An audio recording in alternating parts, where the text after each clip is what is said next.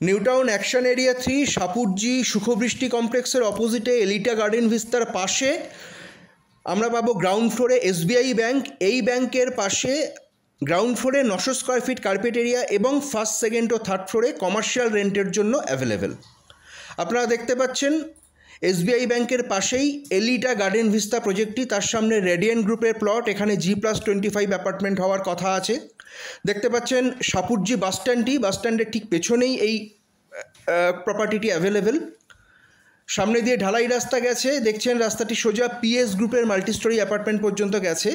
পাশে যে ড্রেনটি দেখছেন এটিও নিয়ার ফিউচার কভার ড্রেন হয়ে যাওয়ার পরিকল্পনা আছে। এই বিল্ডিংটির প্লাস পয়েন্ট হলো এই বিল্ডিংয়ের সামনে এনাফ পার্কিং স্পেস পাবেন, এবং যেহেতু স্টেট ব্যাঙ্ক অফ ইন্ডিয়া এই বিল্ডিংয়ে গ্রাউন্ড ফ্লোরে আছে, অলরেডি এলাকায় ওয়েল নোন এই বিল্ডিংটি। রেন্টে নিতে চাইলে ইমিডিয়েটলি নিচের দেওয়া নাম্বারে যোগাযোগ করুন।